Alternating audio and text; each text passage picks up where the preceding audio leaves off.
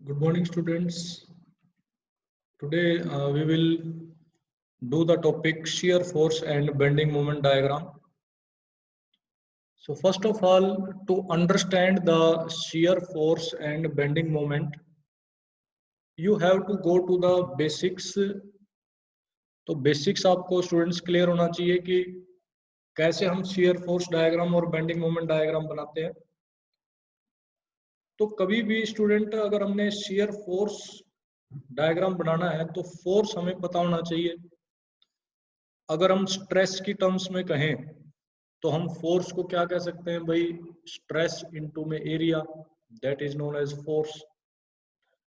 Similarly अगर bending moment की बात कहें तो बेंडिंग मोमेंट होता है मतलब फोर्स को अगर हम परपेंडिकुलर डिस्टेंस से मल्टीप्लाई करें, that is known as bending moment. तो before drawing the all the shear force diagram and bending moment diagrams, we have to understand the conventions. मतलब इनका क्या कन्वेंशन रहता है, क्या साइन होता है इनका, पॉजिटिव होता है या नेगेटिव होता है, और उस नेचर को हम कैसे डिफाइन करते हैं. तो अगर हम बात करें shear फोर्स की, तो सबसे पहले हम स्टूडेंट्स shear फोर्स का देख लेते हैं साइन कन्वेंशंस. तो साइन कन्वेंशन बनाने से पहले हम क्या करेंगे स्टूडेंट, सबसे पहले इस तरह से हम कोई बीम लेंगे. सपोज ये आपकी एक बीम है, इस तरह से, दिस इज ए बीम. अब इस बीम के परपेंडिकुलर जो ये पेन है ये आपका एक्सिस है, ठीक है. ये आपकी हॉरिजॉन्टल बीम है, ये आपका एक्सिस है. तो अगर हम एक्सिस की बात करें तो ये जो आपका एक्सिस है वर्टिकल एक्सिस, तो अगर हम वर्टिकल एक्सिस की दो साइड देखेंगे, एक एक लेफ्ट साइड और एक दूसरी राइट साइड. तो सपोज एक्सिस के लेफ्ट में अगर आपका फोर्स अपवर्ड डायरेक्शन में है और एक्सिस के राइट में आपका जो फोर्स है वो डाउनवर्ड डायरेक्शन में है, तो जब आप देखोगे, जब आप इन दोनों फोर्सेस को रोटेट कराओगे टुवर्ड्स ईच अदर, तो आपका कपल कैसा क्रिएट होगा student, clockwise couple. Clear. Axis के लेफ्ट में अपवर्ड, एक्सिस के राइट में डाउनवर्ड, इस तरह से अपवर्ड डाउनवर्ड. तो इनको मैंने ऐसे घुमाया तो कैसा बना ये, क्लॉकवाइज. तो that convention will be positive.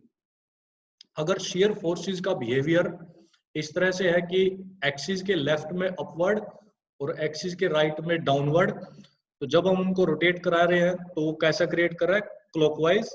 तो that positive sign will be of shear force.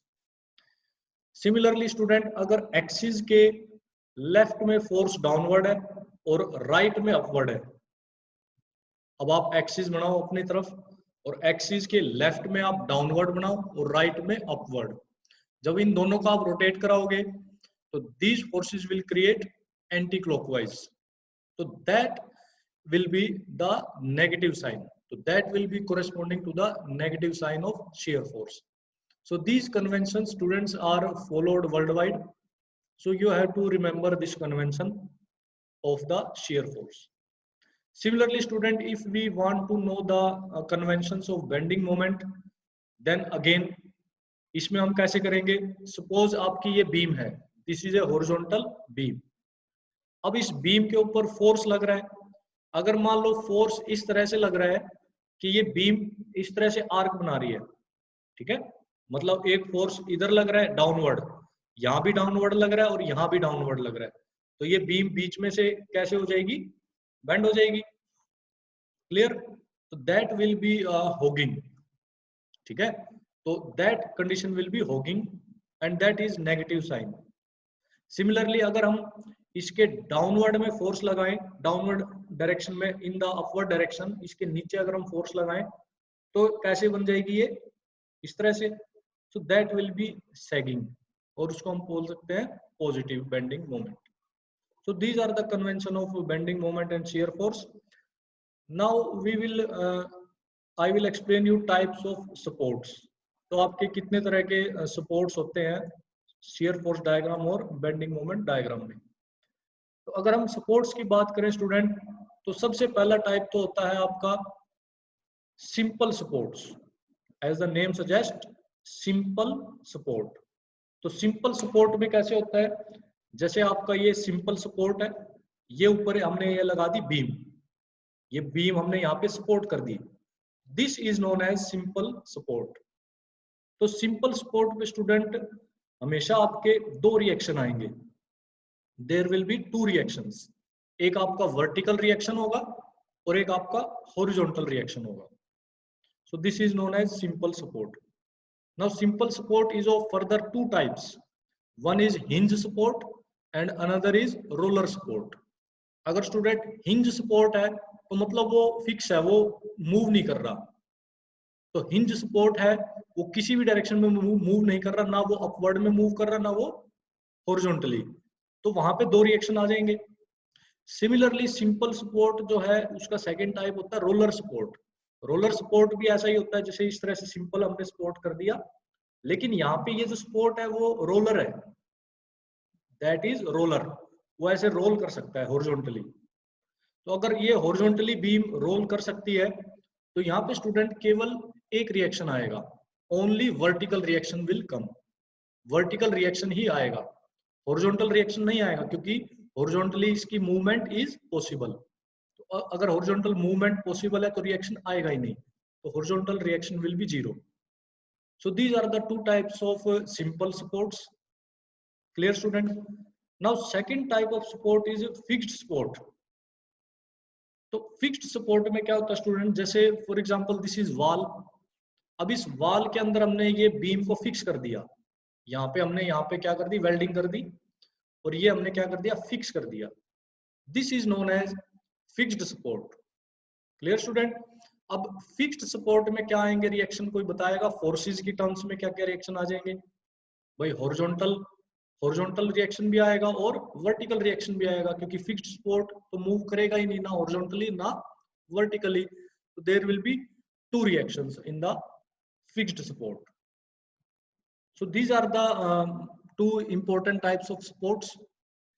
Now next we will understand the types of beams, कि भाई beams की क्या क्या types हैं।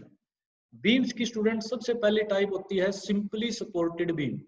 अब सिंपली सपोर्टेड बीम में कैसे होगी, जैसे ये बीम है आपकी, ये बीम के दो एंड है, this is first and, this is second and. अगर दोनों एंड पे आपका सिंपल सपोर्ट लगा होगा, अगर दोनों एंड पे सिंपल सपोर्ट, या तो वो हिंज भी हो सकता है, रोलर भी हो सकता है, या वो दोनों रोलर हो सकते हैं, दोनों हिंज हो सकते हैं, तो अगर सिंपल सपोर्ट होंगे तो ये बीम क्या कहलाएगी, सिंपली सपोर्टेड बीम।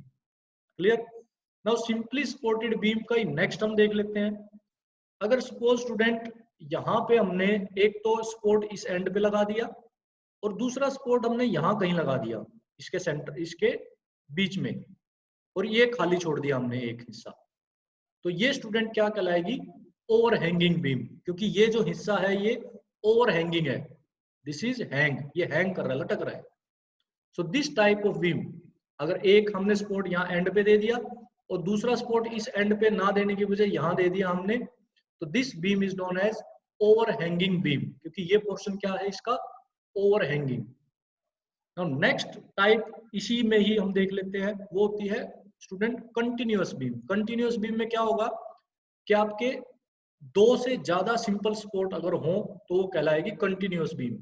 जैसे एक सपोर्ट तो यहाँ है, एक यहाँ है, तो ये क्या बन गया, सिंपली सपोर्टेड बीम। एक सपोर्ट हमने सपोज बीच में और दे दिया एक्स्ट्रा, तो वो कहलाएगा कंटिन्यूअस। या फिर एक और दे दिया, चार दे दिया, सपोज बहुत लंबी लंबी बीम है, वेरी लॉन्ग बीम्स, तो वहां दो से तो काम चलेगा नहीं, बीच में से बक्कल कर सकती है, तो वहां कौन सी बीम यूज होगी, continuous beam. Now student next category is fixed beam. तो जैसे मैंने बताया था, हमने वर्टिकल वॉल में अगर बीम को फिक्स कर दिया तो that is known as fixed beam. अगर हमने दोनों तरफ से कर दिया तो ये क्या कहलाएगी, फिक्स्ड बीम, क्योंकि इधर से भी फिक्स्ड है, ये इधर से भी फिक्स्ड है, both ends are fixed, then it is known as fixed beam. Now suppose एक एंड से ये फ्री है और एक एंड इसका फिक्स्ड है, तो that beam is known as cantilever beam. ठीक है, ये तो आपकी फिक्स्ड बीम है and this is known as cantilever beam, अगर मान लो एक एंड इसका फिक्स्ड है और दूसरा free. Now next category student आपकी बीम की आती है कि मान लो अगर एक एंड से फिक्स्ड कर दिया हमने और दूसरा एंड पे हमने सिंपल सपोर्ट लगा दिया नीचे, इस तरह से हमने सिंपल सपोर्ट लगा दिया, तो इसको हम क्या कहेंगे student? These are indeterminate beams. ठीक है, इनडिटर्मिनेट बीम्स का मतलब स्टूडेंट ऐसी बीम जिनमें हम स्टैटिक इक्विलिब्रियम इक्वेशंस अप्लाई नहीं कर सकते, मतलब उनसे उन क्वेश्चंस को हम सोल्व नहीं कर सकते। स्टैटिक इक्विलिब्रियम इक्वेशन का मतलब क्या होता है कि sum of all the forces in x y and z direction respectively क्या होंगी? Zero, and sum of all the moments equal to zero. तो इन इक्वेशंस से अप्लाई करके हम उस क्वेश्चन को सोल्व नहीं कर सकते, इसमें हमें एक कंडीशन और लगानी पड़ेगी। Those are indeterminate beams. So these were the types of beam, students. Now if the examiner asks ki define shear force, define bending moment, तो what will be the definition, student? shear force की definition होगी कि भाई sum of all the forces perpendicular to the axis of the beam, ये आपकी beam है, ये beam की longitudinal axis क्या हो जाएगी इसमें? that will be the longitudinal axis horizontal। तो इसके परपेंडिकुलर जितने भी फोर्सेस हैं, चाहे वो डाउनवर्ड फोर्स है या वो अपवर्ड फोर्स है, डाउनवर्ड डायरेक्शन, अपवर्ड डायरेक्शन, उन सभी फोर्सेस का समेशन को हम क्या बोल देते हैं? Shear force. Similarly bending moment होता है आपका भाई sum of all the bending moments, अब वो बेंडिंग मोमेंट चाहे क्लॉकवाइज हो या एंटी क्लॉकवाइज हो, on the beam is known as bending moment. Now third होता है स्टूडेंट एक twisting moment. Now what is the difference between bending moment and twisting moment? अब मोमेंट अगर मान लो उसकी टेंडेंसी बेंड करने की है, जैसे ये आपकी सपोज ये आपका बीम है, दिस इज ए बीम, ठीक है। अब इस बीम को अगर हम, अभी तो ये हॉरिजॉन्टल है, अगर इसको इस तरह से बेंड कर दें, ठीक है, तो अगर ऐसा मोमेंट जो इसको बेंड करे तो वो कहलाएगा आपका बेंडिंग मोमेंट। वो ऐसे भी बेंड कर सकता है, राइट। और वो सपोज हमने कहा कि सपोज ये आपकी बोतल है, हमने इस तरह से बेंड किया, तो ये जो बेंडिंग हुई, ये बेंडिंग स्टूडेंट कौन से प्लेन में हो रही है? जैसे हमने ये देखा था, ये बेंड हो रहा है इस तरह से, तो ये कौन से प्लेन में बेंडिंग हो रही है? This bending occurs in vertical plane, ठीक है। ये बेंडिंग कौन से प्लेन में हो रही है स्टूडेंट? वर्टिकल प्लेन में हो रही है। ये देखो सामने से आपको वर्टिकली दिख रहा है। नाउ सपोज यही बीम अगर हम इसको ऐसे बेंड करें, ऐसे करके इन द हॉरिजॉन्टल प्लेन, तो वो क्या क्या हो जाएगी? वो हॉरिजॉन्टल बेंडिंग, ठीक है। जैसे इस पेन को हमने, अगर ये मेरे हाथ, जो मैं हाथों को इस तरह से रोटेट करा रहा हूँ, बेंड करा रहा हूँ, ये हॉरिजॉन्टली बेंड हो रहे हैं, तो दिस बेंडिंग मोमेंट जो इसको हॉरिजॉन्टल प्लेन में बेंड करे तो वो हो जाएगा हॉरिजॉन्टल बेंडिंग। और यही अगर हमने बेंडिंग ऐसे करें अगर हम वर्टिकली, तो बीम को अगर हमने वर्टिकली किया तो that is vertical bending. Now bending is of two types, क्योंकि दो ही प्लेन में बेंडिंग होगी, एक आपकी हॉरिजॉन्टल में और एक आपकी वर्टिकल में। अब प्लेन तो तीन होते हैं, अगर एक्स वाई जेड एक्सिस की बात करें तो हमने दो प्लेन में तो क्या कर दी? बेंडिंग। अब जो तीसरा प्लेन रह गया that is known as profile plane. वो प्रोफाइल प्लेन हॉरिजॉन्टल प्लेन के भी परपेंडिकुलर है और वो वर्टिकल प्लेन के भी परपेंडिकुलर है। अगर प्रोफाइल प्लेन में हम इसी तरह से बेंडिंग करें, जैसे जो हमने बेंडिंग जैसे मैं इस तरह से शो कर रहा था, तो that is known as twisting. उसको हम बोलते हैं ट्विस्टिंग मोमेंट। सपोज ये आपकी फिक्स्ड बीम है, एक तरफ से फिक्स एक तरफ से फ्री, अगर मैं इसको ऐसे करके ट्विस्ट करूं, सपोज ऐसे ट्विस्ट किया, तो that will known as twisting moment. तो जो ट्विस्ट होगा तो इसके जो फाइबर्स हैं वे भी क्या हो जाएंगे? ट्विस्ट हो जाएंगे on the upper side of the beam. अब क्योंकि इधर से तो फिक्स है, तो इस पॉइंट पे there will be no displacement, यहाँ पे एंगुलर डिस्प्लेसमेंट क्या होगी? जीरो। और ये जो फ्री एंड है जहां से हमने ट्विस्ट किया, वहां पे सबसे ज्यादा क्या होगा? Angular displacement. अब इसको सामने से देखो अगर आप, तो सामने से आपको सर्कल दिखाई देगा। अब इस सर्कल को अगर आप ऐसे करके घुमाओगे, तो सर्कल को हमने घुमाया तो एक तरह से उसका एंगल, कुछ ना कुछ एंगुलर डिस्प्लेसमेंट हुआ। तो यहाँ पे वो एंगुलर डिस्प्लेसमेंट थीटा क्या होगा, मैक्सिमम। और जैसे जैसे हम we will go towards the fixed end, वैसे वैसे वो थीटा उन क्रॉस सेक्शंस पे क्या करता जाएगा, डिक्रीज करता चला जाएगा। और फिक्स्ड एंड पे तो थीटा क्या होगा, जीरो, क्योंकि यहाँ से फिक्स है, यहाँ से तो वो एंगुलरली डिस्प्लेस नहीं हो सकता। So that is known as twisting moment. Clear, student? So now corresponding to the bending moment and twisting moment, अब क्योंकि हम न्यूटन थर्ड लॉ क्या कहता है कि अगर आप एक्सटर्नल कुछ इस पे फोर्स लगाओगे तो अंदर से रिएक्शन भी होगा, every action has opposite reaction. तो बाहर से सपोज हमने ट्विस्टिंग मोमेंट लगाया, तो अंदर जो उसको अपोज करने के लिए क्या आएगा, ट्विस्टिंग स्ट्रेस। स्ट्रेस की यही डेफिनेशन है कि आपका external load per unit area, that is known as stress. अगर फोर्स की टर्म्स में कहें तो वो क्या हो जाता है, फोर्स पर यूनिट एरिया। जो उसको अपोज करे, internal resisting force per unit area is known as stress. तो ट्विस्टिंग मोमेंट को जो अपोज करने के लिए जो अंदर जो स्ट्रेस है, that is known as twisting, और you can say torsion stress. ठीक है, and that stress will be calculated by dividing the twisting moment T by ZP, where ZP is the polar section modulus. Similarly, suppose हमने जो bending की थी horizontal या vertical, उस bending में भी अंदर से क्या क्रिएट होगा, bending stress, and that bending stress will be calculated by the formula bending moment divided by section modulus. अब देखो गौर करने वाली बात क्या थी कि हमने जो बेंडिंग स्ट्रेस के अंदर आपने बेंडिंग मोमेंट को किससे डिवाइड करा, सेक्शन मॉडुलस से। और जबकि ट्विस्टिंग मोमेंट में जो आपने टॉर्जन स्ट्रेस कैसे निकाला था, ट्विस्टिंग मोमेंट को किससे डिवाइड करा, सेक्शन मॉडुलस से नहीं, पोलर सेक्शन मॉडुलस से। So there is difference between section modulus and polar section modulus. उसका डिफरेंस स्टूडेंट ये है कि मैंने शुरू में क्या बताया था, बेंडिंग दो प्लेन में होते हैं, हॉरिजॉन्टल और वर्टिकल।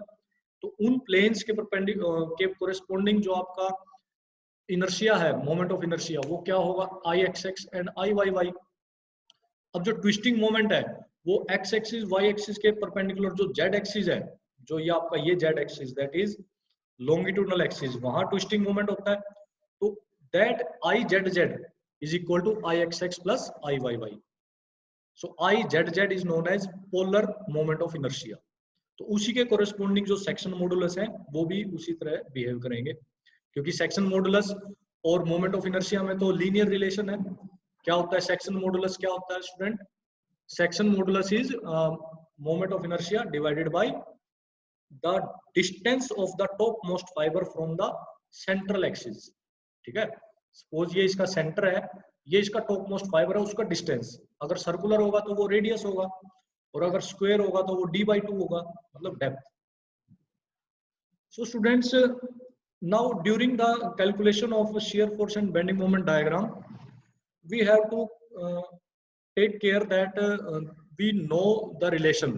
भाई उनमें हमें प्रॉपर रिलेशन पता होना चाहिए। सपोज फोर्स क्या होता है, force is the rate of change of moment, and now small w आपको पता है that is rate of intensity of the load, so that will B dF/dx। तो इस तरह से इनमें क्या रहता है, लीनियर रिलेशन।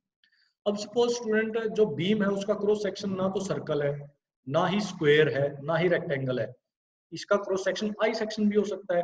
जैसे कड़ियां जो लगी होती है छतों पे, वो कैसी होती है, आई सेक्शन होता है उसका क्रॉस सेक्शन आई। तो आई के लिए हमें मोमेंट ऑफ इनर्शिया पता होना चाहिए, तो बाकियों का तो मोमेंट ऑफ इनर्शिया हमने कैलकुलेट कर लिया। तो आई सेक्शन का मोमेंट ऑफ इनर्शिया कैलकुलेट करने के लिए स्टूडेंट हम क्या करेंगे, आई सेक्शन में आपके एक ऊपर और एक नीचे दो फ्लैंज है, बीच में एक जो वर्टिकल वेब है। तो इन तीनों बॉडीज के हम क्या निकालेंगे, सबसे पहले सेंटर लाइन ड्रा कर देंगे, यानी कि सेंट्रोइड। अब उन तीनों बॉडीज का जो सेंट्रोइड का डिस्टेंस कैलकुलेट कर देंगे फ्रॉम द बेस लाइन। तो सपोज हम उसको मान लेंगे y1, y2 and y3। y1 is the distance of the centroid of the first part, y2 is the distance of the centroid of the second part from the baseline, and y3 is the distance of the centroid of the third part from the baseline. Now we have to calculate overall centroid of the I section, that is denoted by y bar. So y bar will be equal to A1 y1 plus A2 y2 plus A3 y3 upon A1 plus A2 plus A3. Clear, students? Now similarly from this we can calculate the moment of inertia of the I section, and further we can calculate the section modulus. Now similarly in these questions sometime you come in contact with elastic constants. Suppose Young's modulus, you should know Young's modulus, shear modulus, and what is bulk modulus. अब Young's modulus क्या होता है student? Linear stress by linear strain. And what is shear modulus? That is shear क्या होगा? वो आपका lateral के corresponding जो हम एक पॉइजन्स रेशियो आपका आता है, एक और इलास्टिक कांस्टेंट है, तो ये तीनों इलास्टिक कांस्टेंट के हिसाब से ही आप कैलकुलेट करोगे. तो shear स्ट्रेस जो परपेंडिकुलर डायरेक्शन में है, तो shear stress by shear strain हो जाता है आपका shear modulus, और यू कैन से modulus of rigidity. And bulk modulus आपका स्टूडेंट होता है rate of change of pressure divided by volumetric strain. Now what is factor of safety? एक और टर्म आती है फैक्टर ऑफ सेफ्टी. स्टूडेंट होता है कि भाई आपको जो बीम है उसका कितना मटेरियल हम उसके अंदर रखें कि जो एक्सटर्नल फोर्स आ रहा है उसमें वो फेल ना करे. तो उसके लिए हमें कुछ ना कुछ उसमें फैक्टर ऑफ सेफ्टी प्रोवाइड करनी पड़ेगी. तो उस मटेरियल की एक स्ट्रेंथ गिवन होती है, तो उसी के हिसाब से सपोज स्ट्रेंथ उसकी 100 गिवन है, राइट? तो फैक्टर ऑफ सेफ्टी आपको एटलीस्ट 300 रखनी पड़ेगी कि 300 तक भी वो झेल जाए फोर्स. तो फैक्टर ऑफ सेफ्टी यहाँ जाएगा आपका 3. तो उन दोनों का रेशियो क्या होता है? That is factor of safety should always be greater than 1. Similarly theories of failure आते हैं. इसमें कई सारी थ्योरीज हैं, साइंटिस्ट ने दी हैं. तो उन थ्योरीज ऑफ फेलियर हर एक का निष्कर्ष यही है कि आपका जो स्ट्रेस इंड्यूस्ड है बीम में that should be less than equal to the इसकी यील्ड स्ट्रेंथ, और यू कैन से इसकी आपकी अगर डक्टाइल होगा तो यील्ड स्ट्रेंथ, ब्रिटल होगा तो आपका अल्टीमेट स्ट्रेंथ. नाउ फर्दर हमने बताया जैसे बीम है, इसी तरह से डेफिनेशन पूछी जा सकती है भाई what is column, what is strut. अगर हम कॉलम की बात करें तो हम जनरली कहते हैं कि कॉलम्स ऐसी बीम होती हैं जो वर्टिकल पोजीशन में हो और जिनकी दोनों एंड फिक्स हो and that are under compressive load, that are known as columns. So columns and struts can be of various categories depending upon short column, medium column and long column. So short columns are very strong in compression and long columns should be strong in buckling, क्योंकि long column की tendency क्या होती है?